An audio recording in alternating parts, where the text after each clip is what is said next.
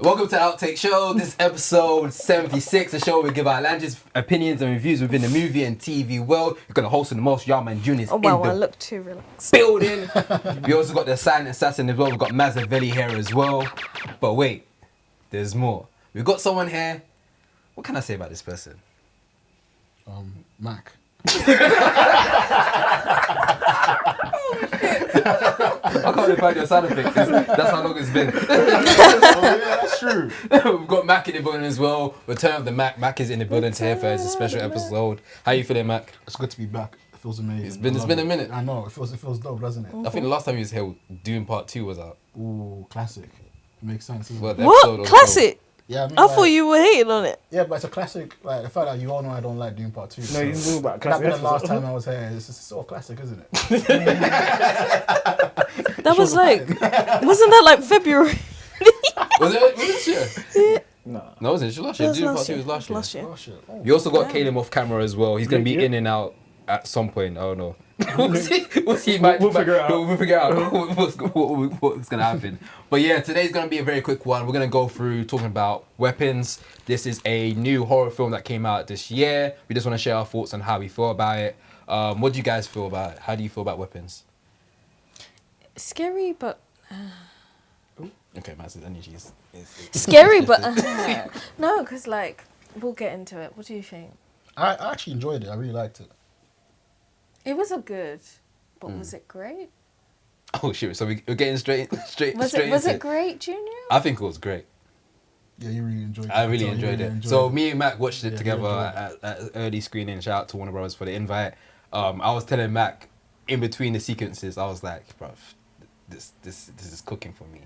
This is I think Weapons. So Weapons, if I just bring up the synopsis of the film real quickly, this is a horror film directed by Zach. He did a film previously called Barbarian, what kind of follows the same type of just of like telling horror films where he does it in chapters where he follows certain characters and then at the end there's a big reveal.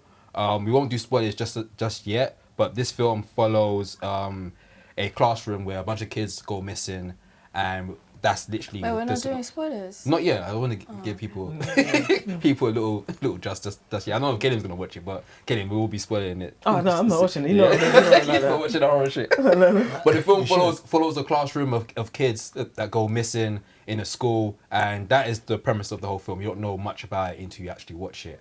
I watched Barbarian. It kind of followed the same type of gist of not giving too much of the plot in Barbarian, and in Weapons it kind of follows the same suit.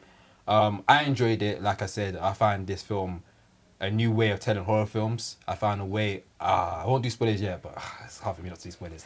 But yeah, I enjoyed it. Yeah. I thought it was good. And I thought it was great. To build on that point about it being like the new way of telling horror stories, I do like it when like it was like there was like a different viewpoints, different characters, different, and then it wasn't perfectly all came together, but I wasn't expecting them to do that. And Yeah, that same. was fun to watch as well. Same. And it was very funny. Very funny. It was funny, but it still kept the tone. Like for me, I just felt it was a good cinema movie, a good cinema horror, yeah. more thriller than horror, but Definitely more thriller, more mystery. mystery, yeah, and that's what It drove was a whodunit. Yeah, Yeah. It was a whodunit, like a proper like true crime yeah. way. Like, what the heck is going on? Yeah. Is it this? Is it this? Oh, you didn't know Oh, that? there's stakeouts. No, she. And then What do you enjoyed it. think that was the difference from making it from good to great? I'm one of those people that I have a big thing where I am no longer watching trailers and teasers. I watched one teaser and I feel like that annoyed me. I would highly recommend, if you're going to watch it, not watching any trailers or teasers. Don't do it. Just enjoy it completely as it is. And they were dropping a lot of them and trailers and stuff. Yeah. I also feel like other people's views on it really irked me because it placed like this unrealistic expectation of this film that I hadn't seen. So then I already had like preconceived notions, and when I went in, I was like, oh. It was overhyped for you. Personally, yeah. Okay. Fair. I see that. fair, I see fair, that. fair, fair. I see that. I can see that. Did you see any noise about the film before it came out? No, but I could tell it was going to be a movie that would have buzz around it because from the trailers, and I understand what Maz means, because I feel like the trailers make you think that it's going to be a bit more complex than it will be. But then when you actually watch the movie, It's not. It turns out to be quite. It's just so almost procedural, like simple. standard. Yeah. And there wasn't and I like the fact that they didn't try to over-explain and make it complicated. Like, movies like It. It's a cosmic space being, and rules that adds lore and stuff. Yeah. But this one, I felt like he just wanted to keep it about you're watching a simple movie, a simple thriller. Who done it? We're like, that's it. Yeah, and I feel like you're right. It can, because the trailers make you think you're going to see something like a mind-bending story, a huge sci-fi but then it becomes a and the way also people are describing it as we are in the midst of 2025, which is definitely the year of horror. We started off with Nosferatu, we've had Sinners, we've got Bring Her Back, we've got Together coming here, we've got him. Like, man's whole head for the back. like we're in a process of like a lot of horrors, and we've had phenomenal horrors. Even just the bouncing off of like last year where we had like The Substance to end the year. So now to have this, and then everyone go, this was the greatest horror, and I'm like, Is one of the greatest horrors of this year. It's one of the greatest. No, one of the greatest. Is it the greatest? I'm not mad at someone that says it's the greatest. It's so fun watching Maz is like ultra critic through the movie. And it's funny because she doesn't actually dislike this movie. She dislikes the buzz around it. I think Maz sees it as like it's an overhyped film that didn't stick the landing. Fair enough. Especially like the third act. Okay, can we just get into it? Yeah, let's get into spoilers. She wants to dig into it. Like, I really want to dissect this right now. So like, I enjoyed it, and I think everyone did really phenomenal performances, especially Benedict Wong. Some people didn't like his performance, but I loved it. Yeah, I also liked Brolin. Yeah, Josh Brolin. And Garner. Yeah. They did really great performances. Also liked my guy from Euphoria. That was a random turn. He was good. He was really, the crackhead. Yeah, he was a Alec Justin.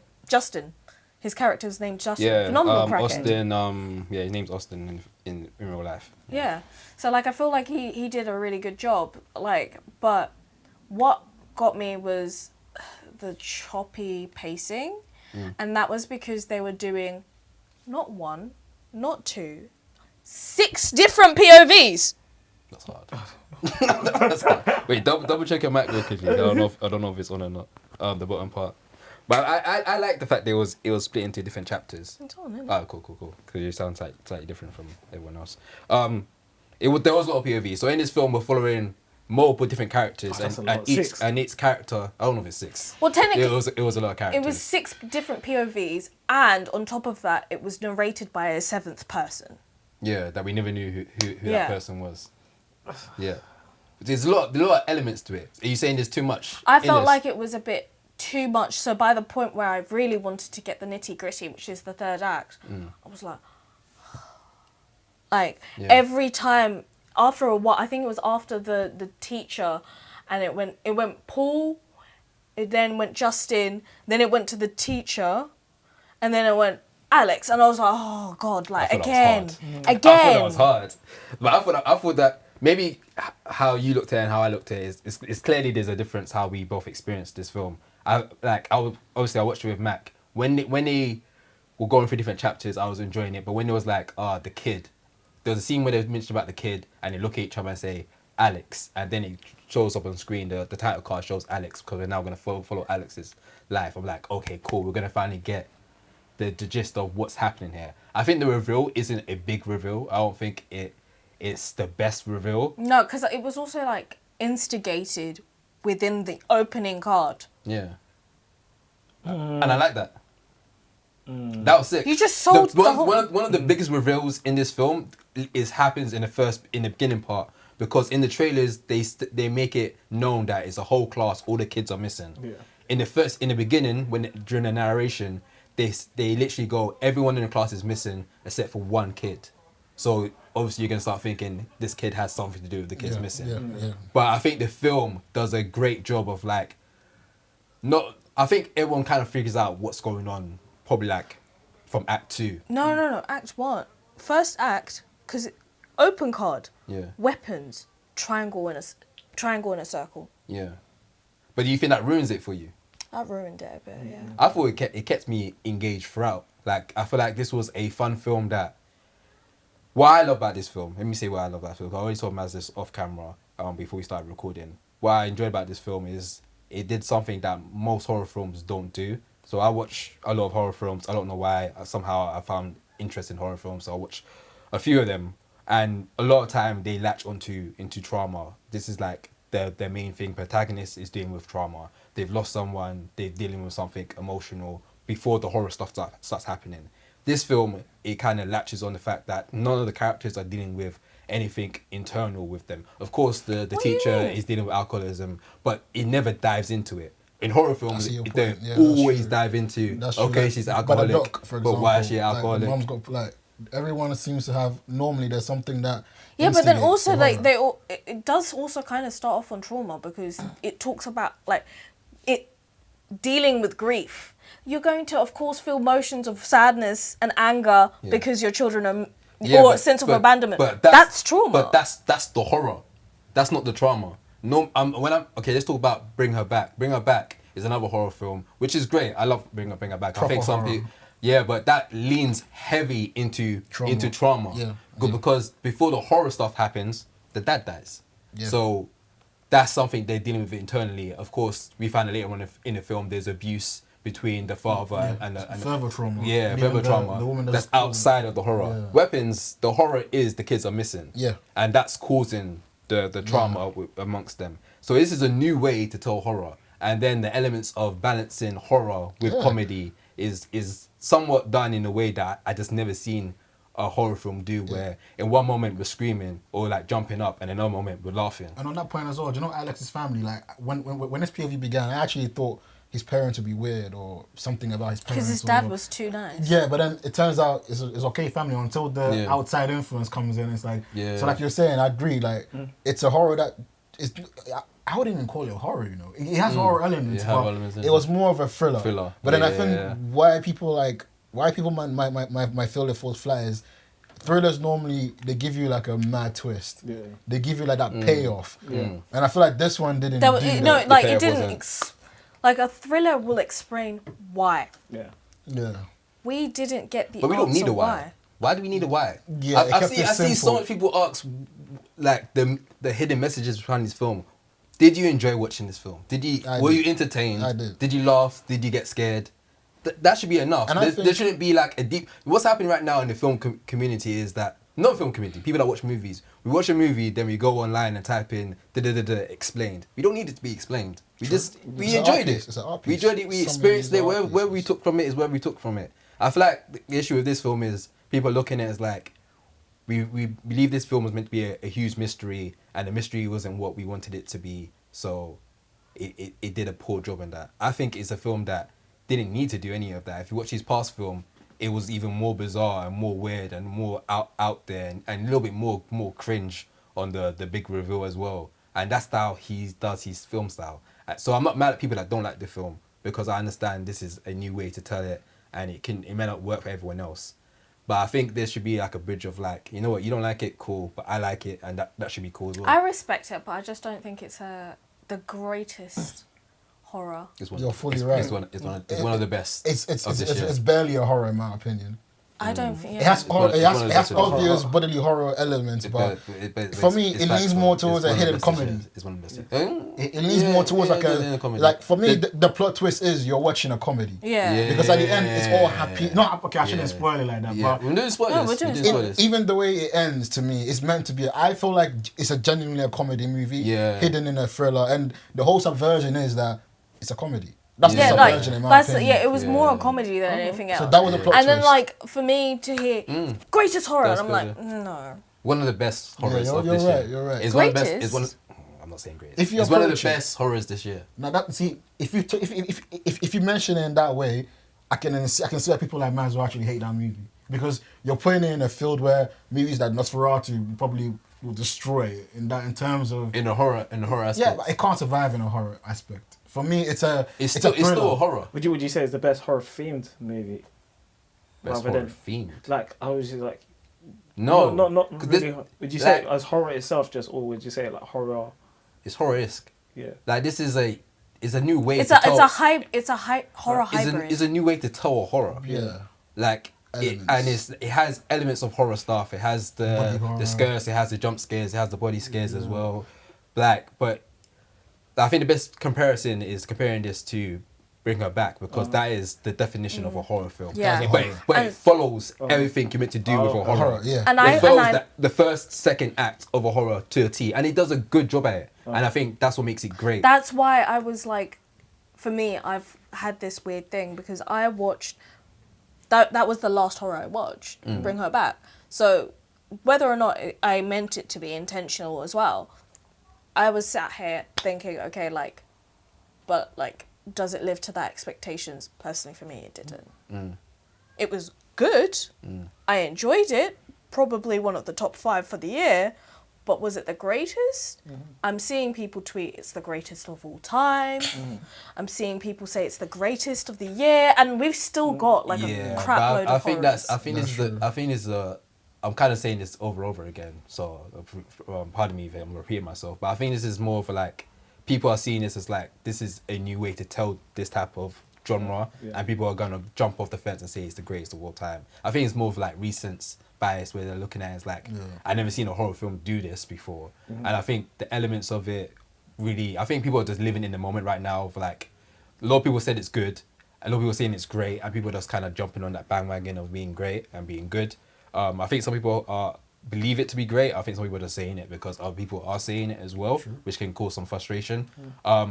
My whole thing about this film is it's different. It's a new way to do things, and I like a director that tries to do something different than I've seen before, and I think he did a great job at doing it. So yeah, that's how I feel about it. To me, also, I got the vibe that it wasn't a movie that was trying to go on like a grand story and give you like a lesson, and I feel like probably modern movies probably need to scale back to that. Yeah. Where like they don't try to tell you like a big epic. Just give me a story where if there is a big message in it, let me uncover it later. I want an epic. Like that's probably the theatre kid in me that also had like a lot of like learning from like Greek mythology, where it was word of mouth, and it was, and also like my religious upbringing, parables and stuff. Like I want meaning. So maybe that also impacted that, but it doesn't take away from the fact that it was a good film, and I did watch it twice. So how do you find it on the second watch?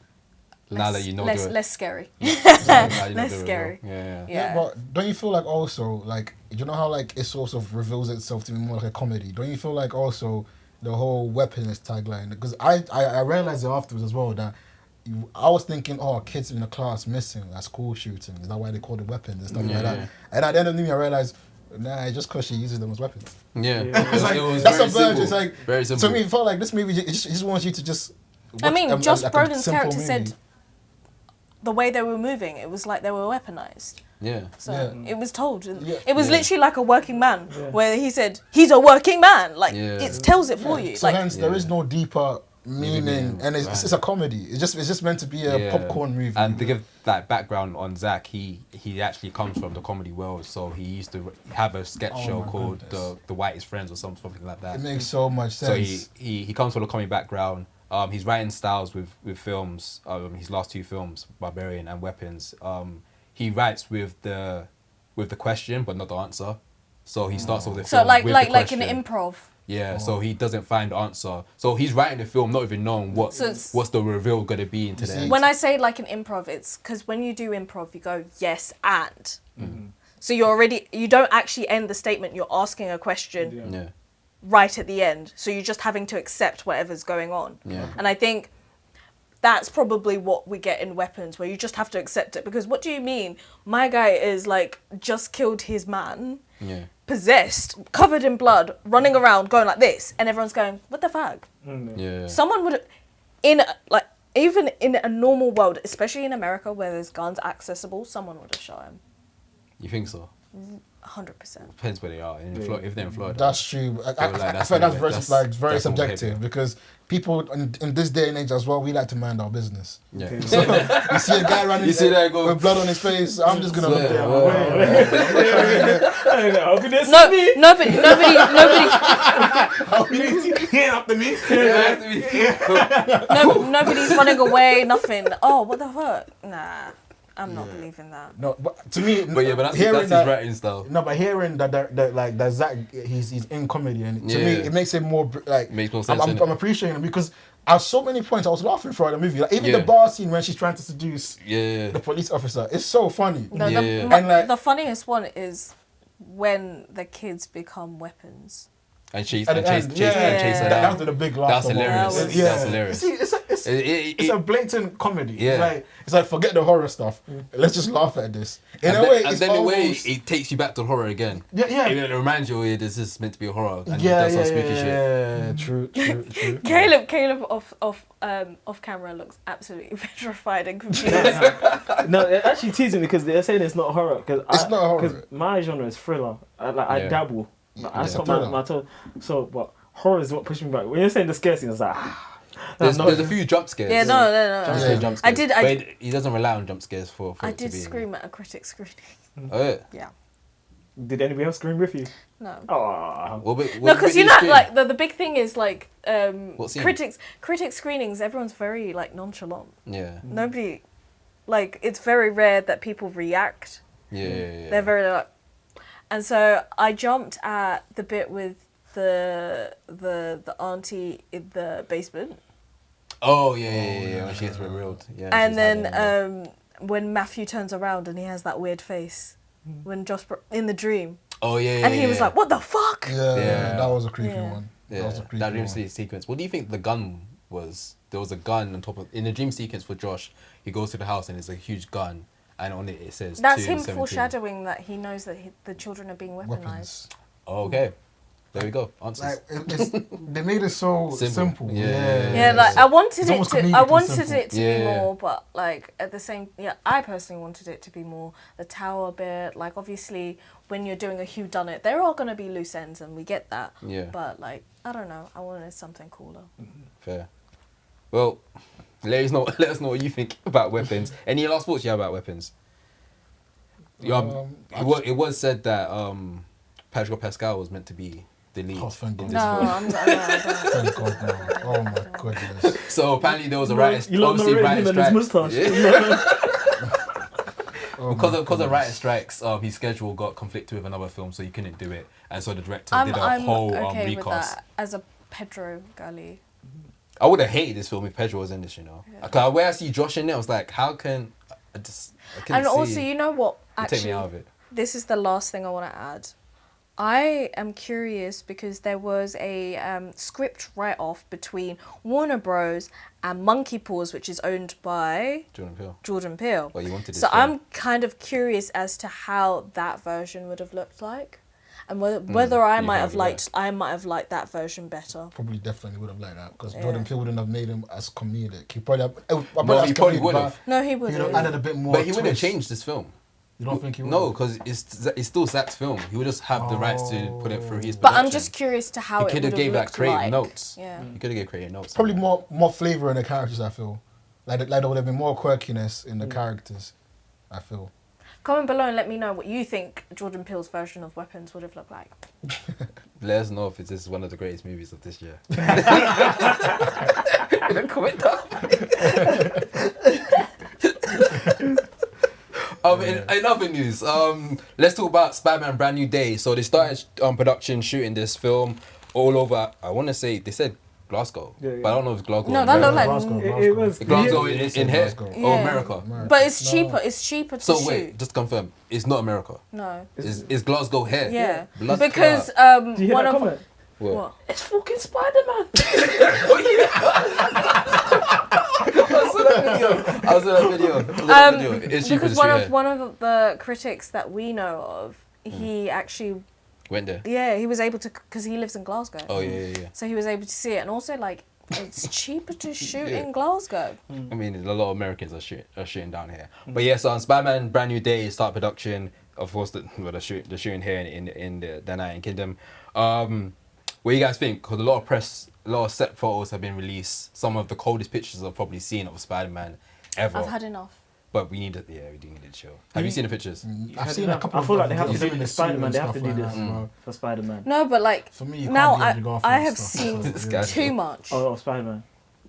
You saying too much? I've seen too much. Yeah. I don't need to see that much. Except that one picture from behind.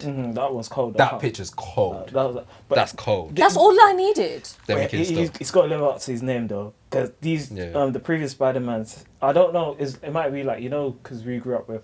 Like, we've grown up with a Spider-Man that we knew, and then we've grown up with a second one, and then we was attached to like these two Spider-Man. And you think after that, it's like it's hard. Maybe because we're older, it might be for the kids now. I'd be like, oh yeah, he's our Spider-Man. Yeah. So looking at these movies, you're like, I don't know. Still not Spider-Man. For me, I really like the Spider-Man with the three of them. Oh, maybe far from home. Yeah. That's nostalgia, though. Yeah, that's nostalgia. What do you guys think about this Spider-Man? Because this is meant to be taking it back to basics. Obviously, we got the new suit, which is meant to be like a mixture of Andrew and Tom's suit combined together. Now we got swinging, which we never got in previous Tom Holland Spider-Man films, like actual swinging. So we have him, obviously the set photos show him going off buildings, doing swinging around. It seems like we're going back to basics, meant to be a street level thing with the Punisher's been added into it as well. Do you think we're going to get a very different Spider-Man that we had before in MCU? Wow, everyone looks at me. I think that everyone says that, oh, like, I have this nostalgia with these previous ones, but this Spider-Man is going to live the experiences that we are living today. He's a young buck, 20-something, trying to live life, struggling, hustling hard, because he's not in high school anymore. Yeah. Like, we can actually have a storyline that we can relate to as adults. And then there's another storyline that young people can then be like, oh, this is a real depiction of what real life is like. Working life. His parents are gone. He's solo dolo, paying hella rent. in New York. Blood. living in a shoebox. That broke down closet, Harry Potter looking ass room. Paying like grands on that as well, by sending pictures of himself. We're doing OnlyFans. He is actually doing OnlyFans. He's doing OnlyFans. He's doing OnlyFans of himself. Do you feel like its connection, like it's being set in the whole Marvel universe world will affect it though? Oh, that's a good question. Do you think it will affect it? I think it has to. Yeah, because they added the Hulk in it. So much has gone on in the Marvel universe that for you to just plausibly forget. And I feel like they've done a good job in trying to like isolate the Spider-Man movies. It's even setting one in Venice and stuff. It's to avoid the fact that America is a hotbed now. And then we've seen the Punisher. We've seen not Punisher. We've seen Daredevil. We've seen the whole thing. We've seen so much going on in New York. You think, how can you starve a Spider-Man origin? Because it's essentially an origin story. It's a new. It's going to be interesting. I'm curious to see how they tell the story. Yeah, I'm curious to see how they take it and it's going to be interesting to see. Yeah, I think it's going to be. Oh my God, it's Robin. I think it's going to be one of these films where it's like, I'm hoping it's a film where it's like it shows Spider-Man in his element. Obviously, he's a little bit more mature. Obviously, Tom Holland Spider-Man in the past, we had a really immature, childlike Spider-Man that just made a bunch of mistakes. Hopefully, he's in his own. And he's just battling a lot of different day-to-day like villains. We don't know who's going to be the main villain in this. The Hulk has been attached to this, and I think that's the Marvel element. We're going to try to add more story holes for the Marvel universe, with obviously Doomsday coming out later that year as well. So I think Hulk's been added into this to add that point to it. We don't know yet. People are rumoured to say that there's a villain called Mr. Negative that was in the Spider-Man 2 game. And they're saying that he might be added into it and he might be able to get Smart Hulk to become Savage Hulk because he's able to hallucinate and like transform people and whatnot. So that's all rumours. We don't know yet. So we don't know who's the main threat going to be in this. All we know is that the start production is meant to come out next year. The director that did Shang-Chi is directing this as well. And the date has come out today, actually. It came out like a few seconds ago, because if you go on Tom Holland's Instagram, he's done a whole reel that, again, shows, this is my first day back on set as Spider-Man, and then, like, do a bunch of shots. And it's like, that's great, but, like, I just want to watch the film. Don't show me too much. Yeah, they're doing too much. They did the same thing with the Amazing Spider-Man. Do you think they're going to do like Barbie and, I don't know, like, you know how they built everything up with Spider-Man, so they're going to build it up like that. Yeah, but like, I feel like, again, going back to what I just said with weapons, like, giving too much to the audience is going to put these expectations that then when they go to watch it, it's just like, oh, is that it? Yeah. Like, because I've already seen everything. But then I feel like with Spider-Man, you can never lose with Spider-Man. Yeah. But it's not just for the kids, because the kids aren't the one paying for it, is it? Yeah. Like, That's but they did the same thing with. They're gonna get action figures. They're gonna get this toy, this posted. Yeah, but it needs to be like successfully done. But if you're over marketing it this early, what did the Amazing Spider-Man do? Because the Amazing Spider-Man 2 did the exact same thing where they over marketed it so much that there was an article that said if you watch all of the videos that they posted, you've seen the first 20 minutes of the film. They even released the first 8 minutes. Yeah, on YouTube. But it was so glorious. Because I only say this because what's it called? That visual effects. Actually, it made money. It's 716 million. So I guess the budget probably was like way less than that. It means the budget. To me, those are my definitive Spider-Man movies. Than the Garfield ones. The budget was around 200 million. So yeah, they made profit from making this film. So maybe over marketing won't. I think it will hurt for certain viewers, but I think by looking at this, it works. I mean, the release date is the 31st of July next year. That's the official date, like literally 3 hours ago. I'll send that to you. Because they still need to make Spider-Man, because the poster kid it's not even like Superman. For kids, you know, like if you see their lunchboxes, Sonic and Spider-Man.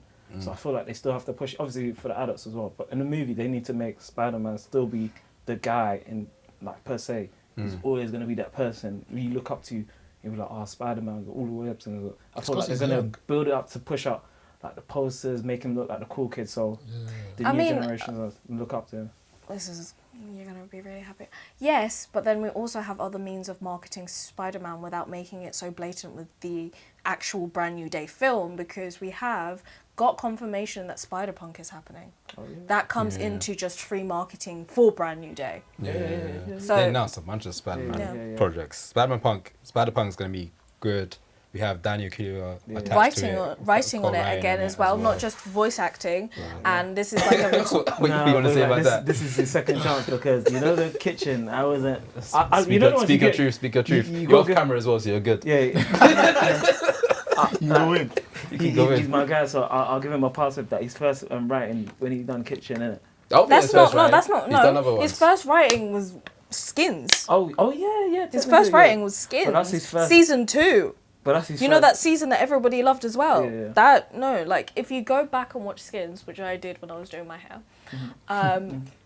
you actually just see his name pop up so many times in terms of writing credits. But in terms of movies, though, was the kitchen his first one? Like that was more his directorial debut rather than writing. Okay. Yeah. Because he's done, Toby told me he's done a lot of short films in the past. Okay. So he's definitely had some form of experience. Probably this is his first feature film that he's worked on. Of course, there was talks about him doing a Barbie film as well. Not Barbie, Barney. Doing a Barney film. Directing it. I think Ayo's attached to do some co-writing on it as well, or some form of producing on it as well. But we do have Spider-Punk coming out. I think it's meant to be an animation film. Yes, it's been confirmed by Sony that it's going to be coming out. And yes, it is legitimate because it was on deadline as well. Cool. So I feel like with that traction happening on top of that and all the other Marvel stuff, Spider-Man's always going to be in the conversation. Yeah. You don't have to overmarket it like this. Yeah. But the pictures are cold though. Yeah. Drop one picture. One cold picture. But I think they're going to be done. I think the scenes that we're seeing on set right now might just be like the intro for the actual film. Like the scene where he just fights some bad guys. I think they're gonna, cause they got the Hulk attached. They got the Punisher. I think Punisher's finished his scenes already. I think now they're gonna go inside and like green screen or whatever. I think they're gonna be dormant now. I think this was a big hurrah for press. Yeah. Some people are alluding this was to cover up the fact that Fantastic Four had bad sales second week, so they're trying to really hype this film up a lot more, so people can forget about Fantastic Four not doing too well. And obviously this film obviously is a Sony film, but it's also a Marvel film, so we need to hype up Doomsday. Hopefully they stop now. They did what they needed to do. We got the pictures. We're gas. We've got Tom Holland releasing a reel. Yeah, we saw Tom Holland with Zendaya at the gravestone as well. They did the one where I told you about the day. Yeah. That was a reel explaining everything I've dropped. Yeah, put Tom Holland to work, but we're paying you 30 mil, fam. Get to work, fam. You're gonna pay off your wedding. Come on. But isn't that worrying that because like the first 3 Spider-Man movies, the Marvel-led ones, it was all like you're getting kid Spider-Man, right? Yeah. So these next 3, which are planning, aren't they supposed to be like the older, more mature? Yeah, I think so. But then we all know that in order to like bank out for like to make money and to sell toys and stuff, you got to do the Superman where they went fully. It's just for kids. Yeah. So I feel like are they gonna do that to this one as well and make it? No. Because the Andrew Garfield Spider-Man, to me, those 2 movies where it was like, it's the first Spider-Man movies where they actually lean towards an older audience. Yeah. But I think that's why I think that's those what movies will age really well. I think they're leaning to older.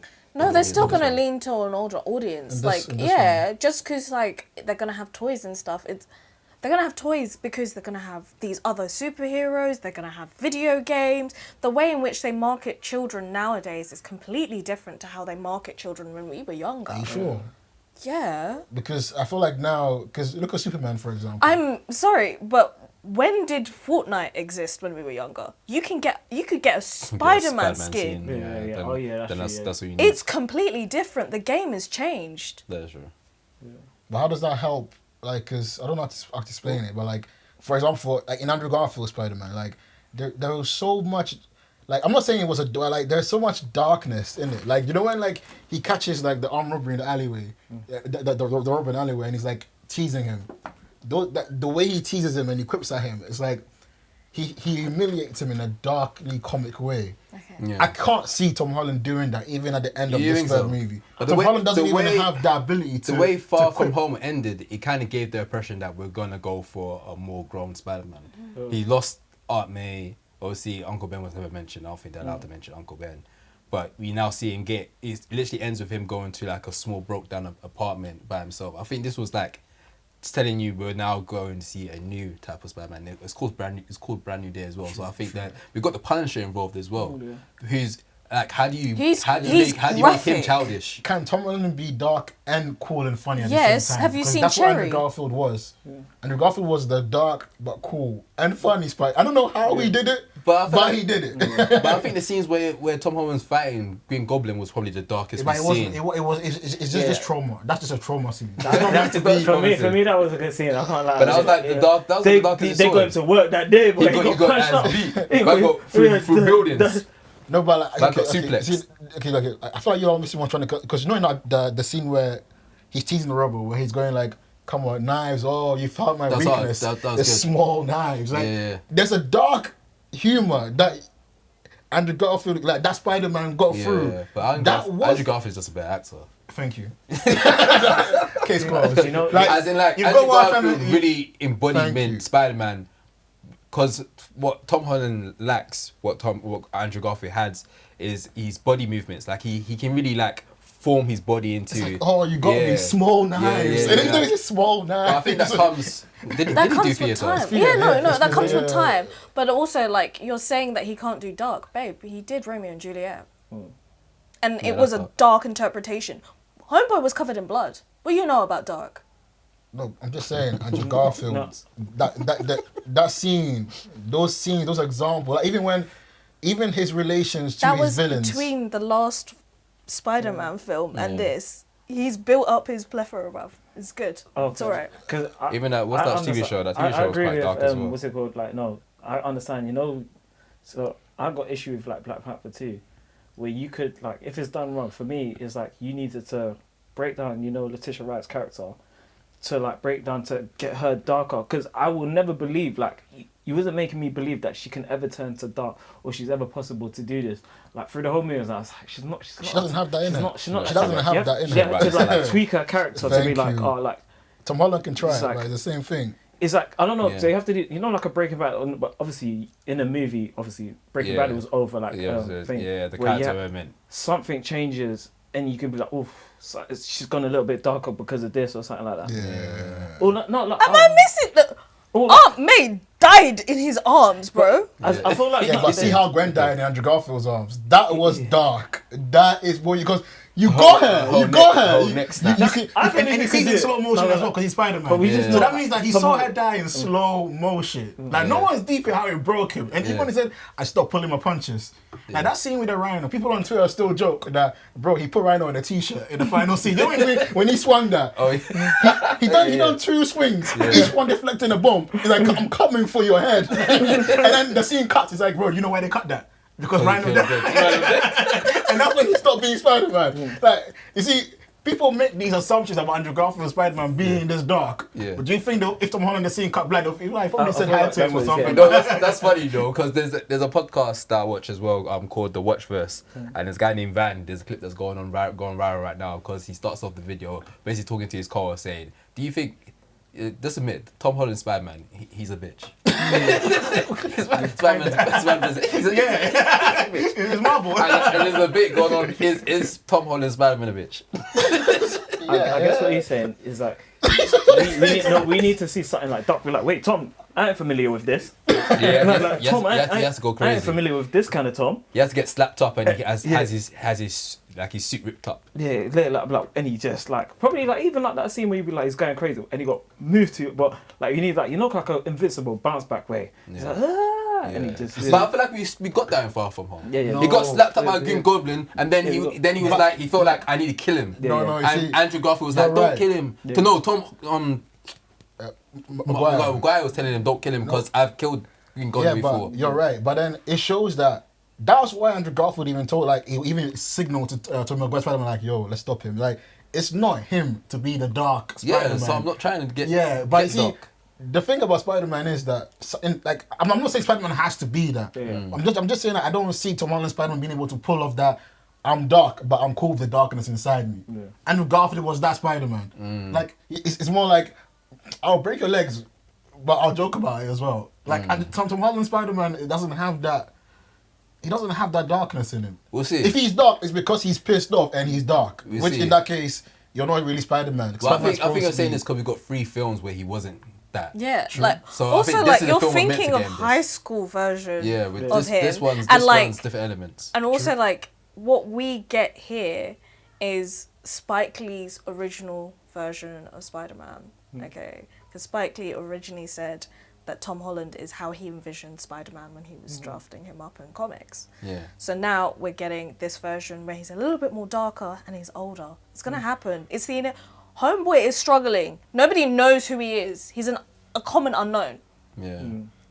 I just what you're trying to do, want to see how he balances the You're darkness, the gassing that, humor. Like, because it's a very tough act to follow.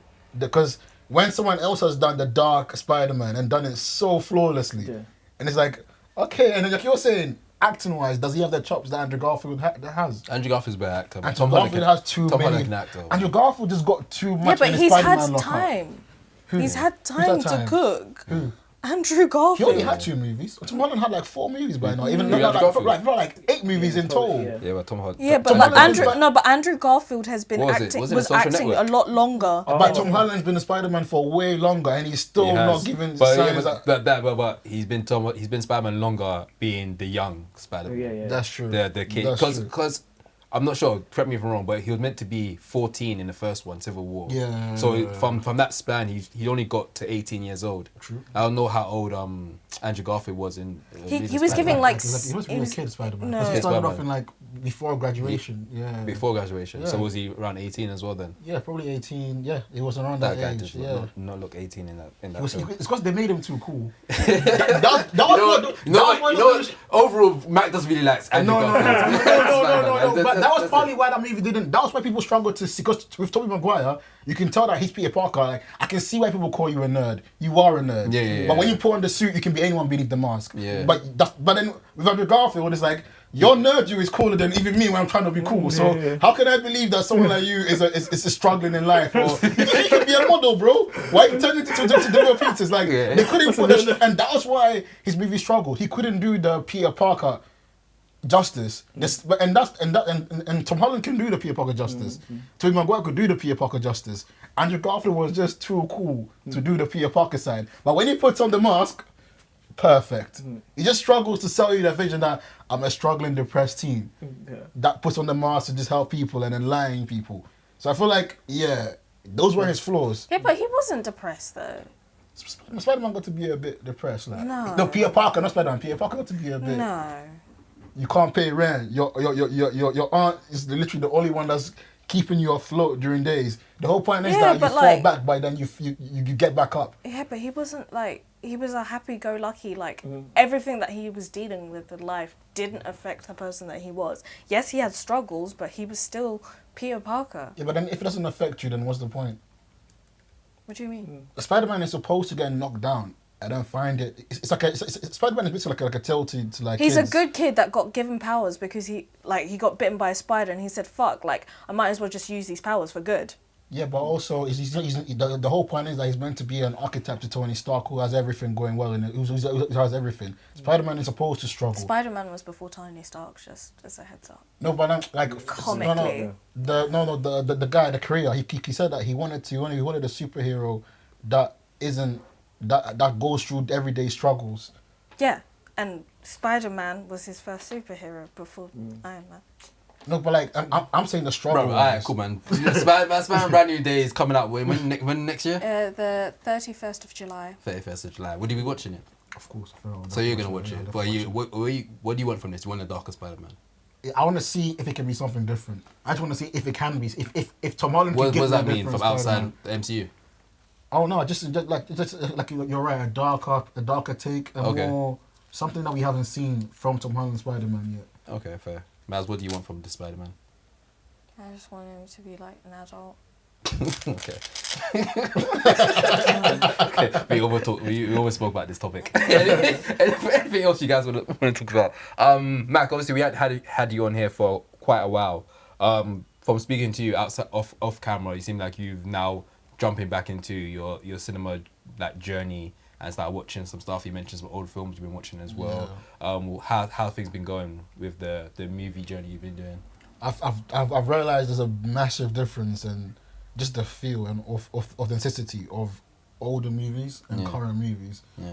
And I feel like and the reason, and that's why I actually really enjoyed Weapons, because I feel like for example, I watched Gladiator II recently. Trash. And it just felt like you know when a movie is just trying so hard to link itself to its predecessor. First one. Yeah. Like the sand scene and then all that, and I was thinking, just make another movie. Just tell the story that you want to tell within this movie. And even like the whole like I don't know the camera lens, the filters, like there's a grittiness that old movies had. Yeah. That current movies just don't have anymore. So you don't like digital films, you want it to go back to actual film? Probably. Actually, I also like how films used to sound and back in the day as well. Yeah, and like even the battle scenes, like do you know movies like the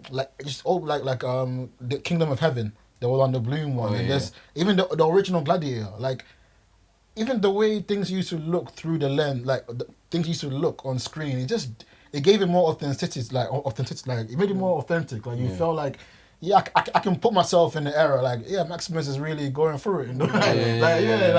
And even the way he talks, like even when Paul Mescal, I feel like, when he's quiet, he looks like you could fit in the era. He looks like a period piece in the era.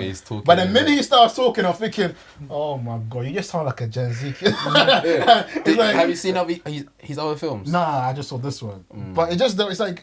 Man, what do you think about Paul Mescal? You think he's a good actor? I can tell. I don't think we ever spoke about Paul Mescal as an actor. We talk about Tom Holland. We talk about Timothee Chalamet. We talked about even like Austin Butler. But I don't think we ever spoken about Paul Mescal, because he's in a weird boat right now where he's done some blockbuster films as a recent, but he's known for doing indie stuff. And he's mainly in his theatre bag as well. Yeah, because he's done Les Miserables. Check it out on YouTube. Yeah. But I feel like he needs to navigate his acting journey a bit more. As in that, do more drama films. Just do a bunch of different stuff. You're right. He just needs to build up his plethora. Because right now... Because he's only done sad boy films. And he's doing more. Yeah, he does. He's got one coming out with Josh O'Connor, right? Yeah, History of Sound. That's a sad, depressing gay film. Sad love films. Or just sad films. No, because he's done that and all my strangers. Not all of us. All of us. That's sad gay as well. Yeah. So he's but then doing also, back-to-back. but then he also did Foe, which is another weird sad film. Yeah. He also did what's it, After Sun, which is another sad film. Yeah, After Sun. And then he did Normal People, which was kind of depressing. You might actually really like After Sun, you know. I'll give it a shot. It's a really sad film, but it's really touching. I think you enjoy it. So like he does melancholy beautifully. What, do you think he needs to do more comedy or do something that's out of his field? He needs for Gladiator II to be his first proper action film. That was too much of a big jump for him. Definitely too much of a big jump. Yeah. What do you think really Scott saw in him to say this is? It was He just watched his normal. face. No, His he face. watched His normal face. people. His face. Oh, he did. He watched normal people, and he said, "That's a Roman face." Yeah. Yeah, it's the face. Because when he's quiet and he's doing the through the sand, it's like, yeah, you look like a guy that was born in that era. Yeah, I get that. But when you open your mouth, So you are not Russell Crowe. because he's got the right white. Yeah, but then it's like they try to like superimpose right. Russell Crowe on him. Yeah, and it's like it's not gonna work. Russell Crowe was a guy from a different time. Yeah. And it showed in his acting style. Like Yeah. you can tell this guy doesn't go gym. No, he like, just- he go gym for the movie, but it's not in his world. Like he's a gruff, gritty guy. No, he's a theatre kid, and they made him do an action without actually giving him time to do other actions. True. Yeah. For that to be his first action and for that to be his Gladiators, that's a whole household name. Like you have to do a little bit of other stuff on your Yeah, belt. like before you that jump wasn't into fair that. on Yeah. him. Yeah. Like great learning curve, awesome, but I feel like he just needed to do more actions. Whatever action that may be, fair enough. But his plethora is just sad boy films. You're fully right, because in that final scene, when Denzel was revealed to be the final, Yeah. I was thinking, Denzel shouldn't look like a better fighter than you. Like, but Denzel was looking like a better fighter because Denzel has done action and he looked old and like I'm thinking Denzel has done action so much that him picking up a sword and coming at you and you're meant to be tired because you've done that. So I was thinking. Denzel's killing this scene right now. He's coming at you. Yeah. Whereas in no scene that I watched from you as the main character, that I feel like, yeah, you're the gladiator. You're the. Because I mean, Denzel did do Macbeth, which is another really strong military-based action. He's actually an action guy. Action. He's an action guy. Like based thing. He's the equalizer as well. So yeah, and Yeah. he's done a lot of this stuff where you're constantly doing action, but like I feel like it was too soon.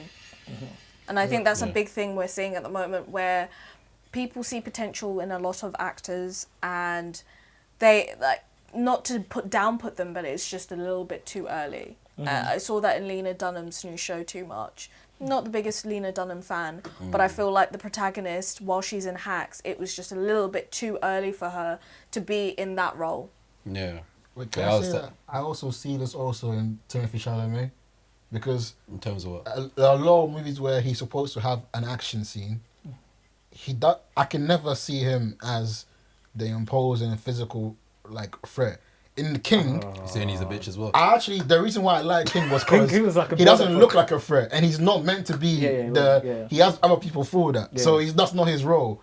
But in other movies where you're supposed to be a physical threat, like for example, Dune, I feel like they you're built him supposed up, to be though. the toughest guy in the did. room. I thought they did. Like, I thought they built in Dune, him you're up. supposed to be the toughest guy. No, But they then didn't. They built him up. Austin Butler he bodied that shit, bro. But and that's a problem.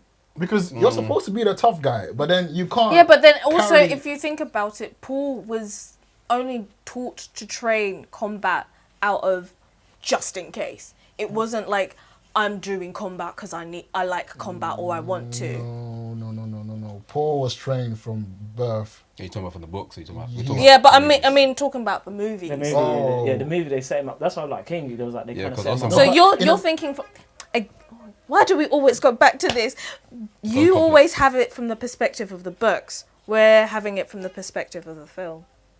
Yeah, but even in the film, they tell you that his mom has given him training. Yeah, mind training. Yeah. No, but doesn't the training includes physical? The main part of it is the fact that they move like flipping. But then you got Austin Cats. Butler that Yeah, but was you said born into fucking you Warner. want him to be the imposer, but they're giving us the whole build up to be like, we need to get you at that stage. You're not at that stage yet. We need to get you at the stage where you're but they're building that up, and then he gets to the end of June. They'll be like, we need you, like, you need to click, and then the second June, that's when it's clicking for him. Can I tell you something that the Denis you didn't get? He didn't send across shit, we're doing Dune again. How do you always get to Dune? Say it. Let's go every time. I want to put like we're gonna make me meet okay, in some montage. Do you know what's about this character? Yeah. Do you know Paul's mom can easily kill him? Paul's mom can easily kill him. Like that she can kill him like in an instant like that. Yeah. Myself. And Paul has that training as well since he was a kid. So that, you see why that fight scene is sort of make no like Paul is meant to be physically better than everyone. Yeah. But in this film, you're saying to me Chalamet can't hold it. I feel like they should have done it better. I think it should be casted different. Yeah, probably casted a bit different. Can I throw in a question? You know how you said that he wasn't ready for the role Gladiators? Yeah. Have you seen an example of someone that's not in, like, say, for like a space that they've come into and it's instantly clicked? In like a movie? So I watched Deep Cover, which has Orlando Bloom, and that was a comedy, and I never thought I would see Orlando Bloom do a comedy role and he just clicked so well. It just he's from Pirates of the Caribbean. That's a little bit of comedy. You know, but his character wasn't the like he was like the action. So to see him take on this role where he was action but also really and a lot of the lines were improv as well. It was just like, it was really interesting to see. For me, I would say Robert Pattinson. I didn't think he could transform into proper Hollywood #1 leading man. I didn't think he could do that. Yeah, after Twilight. In Twilight, I thought the teen throb phase is carrying you. You're being carried by the face card. But then when I saw him start to actually develop the persona of like I'll throw the screen. When he started doing indie films. What he did is not documented enough on the route of doing blockbuster films and then I'm going the indie route and do such a great job in it. I'm gonna come back and be Batman. Because for example, like do you know when I say physicality in the Batman, he wasn't the biggest Batman. He wasn't even, but his physique in the I wouldn't say he's even like, but I was thinking like he got that kind of MMA type. Guy like he looks like he's nothing, but he will destroy you. And then he carried it in his fight scenes, and that was why like the director focused on like his one-to-one fight scenes to show you that his combat skills. You don't want to be in a room alone with this guy. In the police officer scenes where he carried that physicality. So like Robert Pattinson is not police officer. Thank you. That to me is what I expect him like actors when you put them in movies like Gladiator or you put them in to show me that. But he had time to cook to that place. Do you know what I mean? True. He had time. He fumbled enough to then pick himself up, go on the indie route, smash the indie. Good times. I never would think that I would see Good Times of Robert Pattinson after Twilight. What are you talking about, bruv? Yeah, those kind of like polar opposites. But do you feel like it's an inherent thing that some actors have that they, because like for example in Tenet, when I watch Tenet, his behavior in that doesn't scream I'm imposing. He's just doing like chilled out Bond side guy. But he's carrying it. He's not trying to be imposing in that movie. He's so slick. And then he changes it again in another movie like in Good Times when he's like a dodgy, like a crackheady vibe. He's giving that energy. But then and then Mickey 17, he's just like he's just a chill guy. He knows how to change it up. Like in Mickey 17, he embodies these different humans that going through different experiences. He does plethora. Boy in the Heron, first voiceover directorial debut done in a week. Are you dizzy? Talent. He's got talent. Was it the devil all the time? He did that in between the Batman. He said, "Let me give you a quick little." Can Tom Holland do that? Why are you saying that to me? Can Chalamet? No. But see, before I thought Chalamet could do that. I thought Chalamet also had that in him to like, but then I realized not everyone can do the tough guy, like the they can do the sly guy. Chalamet, but the tough guy takes work. Factory, tried to go back and forth. No, it is. Tough guy takes work. There's a clip we posted what you talk about Chalamet, and the more I think about it is true. Is Chalamet plays same kind of person, but just a different outfit. He's good at acting. but he hasn't really embodied something where it's so different. Thank you. From what Robert Pattinson has you know done. what? Transformative is the word. I feel Yeah, like Yeah, same transformative. words, different font. And you know what? Yeah, same way. I was thinking about it when I was watching Weapons. You see Justin, the crackhead. Yeah. That was meant to be Timothee Chalamet if they could have booked him. Ooh. That was meant to be I'm glad it wasn't. No, because he did that. I'm glad it wasn't though. But it was meant to be like, you know how like they're like always cast the same people. It was meant to be him. I see what you mean. He looked like a Timothee Chalamet stand-in. Yeah. Because that was the same role he played in the DiCaprio movie. Don't Look Up. Don't Look Up. Yeah. Similar. But I like the guy they used. I thought he embodied the crackhead vibe I think it was perfectly. great. Yeah, he was great. Because he was very, in my opinion, he was very comedic. And Timothee Chalamet now is such a known face now that it takes you out of stuff. Problem. I think Chalamet shot himself in the foot by being too heavily involved in social media antics. It helps with like selling the film, but now you kind of see it's giving a little bit of like, okay, Chalamet's in this film. This is Chalamet in this film. This is Chalamet in this film. That's Pedro Pascal. Yeah, it's like but I feel like I personally like Pedro Pascal. I feel like he's able to.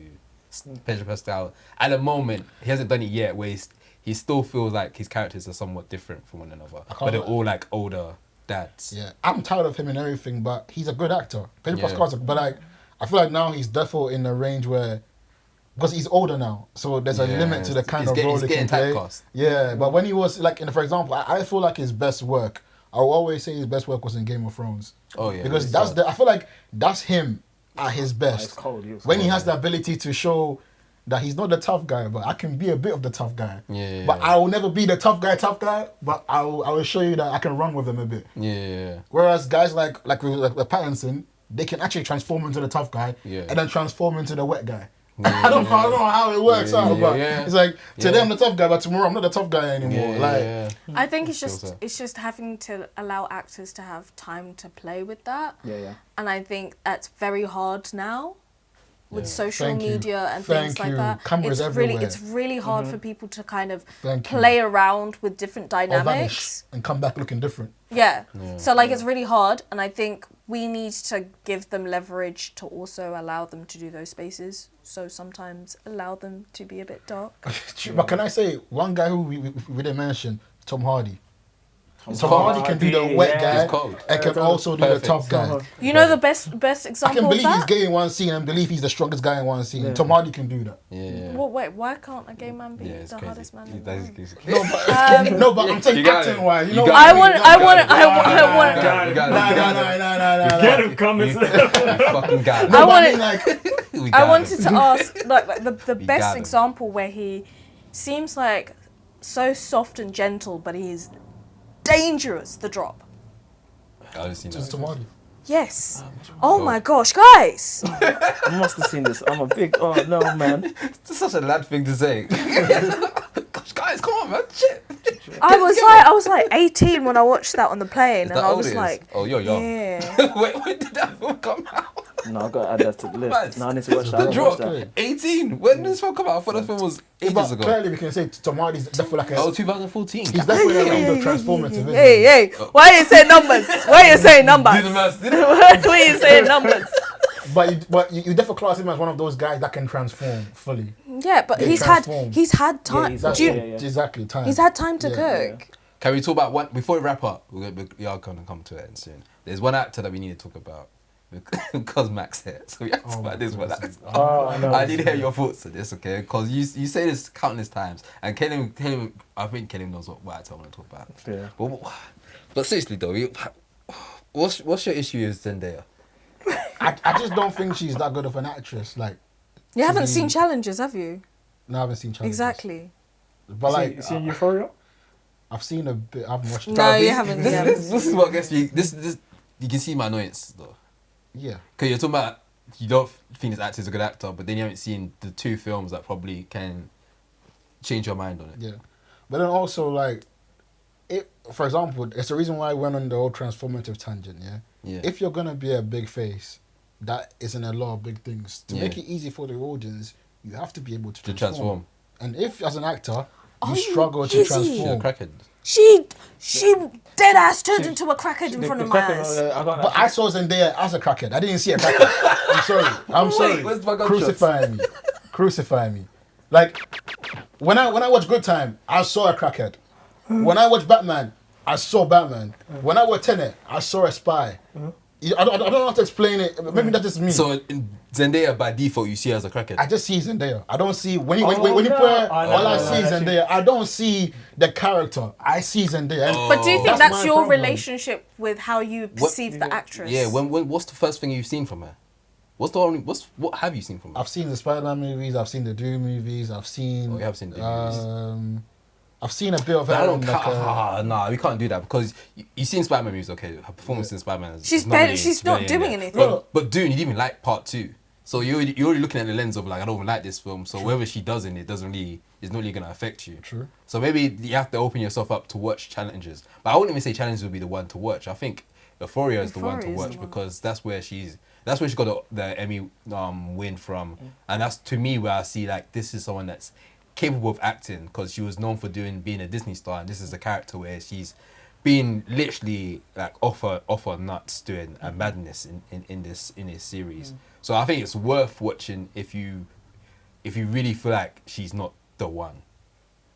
Yeah. And then she's got other films coming out. She's got a film with Austin Butler coming out. She's in the Odyssey. Do you know who do you know like okay I know from but like maybe my era, but like in terms of actresses that I thought transformative. Yeah. Helena Bonham Carter, Meg Ryan.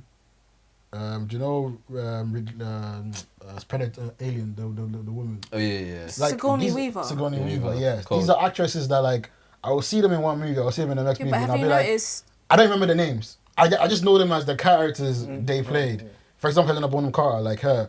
I just see her and I'm thinking like, yeah, she even looks the same in most, but like, I believe that you're this character now. You're this character Yeah, now. but also, have you noticed that the 3 actresses that he just mentioned, 2 of them did theatre training and have done theatre stuff. That must mean Zendaya hasn't something. done anything yet, but you haven't seen 2 of her biggest bodies of work. So I think you need to go back to that. I'm not saying that like I just feel like when I'm watching a movie, I don't see the character. If I see Zendaya in a movie, I'm gonna know that I'm watching Zendaya. I don't see the and that's happening to me now with Timothee Chalamet. Before I couldn't see, but now I'm thinking This is Timothee Chalamet, and I see that with Tom Holland as well. I'm watching Tom Holland. I'm not watching the character you're trying to play. Spider-Man's a bit better because he wears a mask. Do you get that with Seth Rogen? 100% yes. 1000% yes. Yeah, but that's like Seth Rogen's never playing nothing that's complex where there's a change in character. Yeah, exactly. Like the guy, he has 2 shows on Apple TV, the Platonic and the Studio. He's got Platonic and the Studio. Yeah. They're different characters in sense of they're different in person, but like it's still the same Seth Rogen. Colin Farrell changes. He changes every time. Yeah. Like he looks the same, but I'm thinking in Bruges, you're a different guy. Lobster, different person. Yeah. The Harry Potter movie, different person. Yeah. He was in Johnny Depp as well. Yeah, it's too big. Johnny Depp is too big. Fantastic Beasts.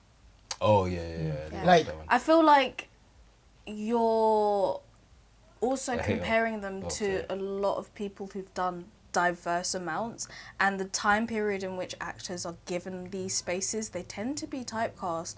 Like she's just about got out of being a high school person. True.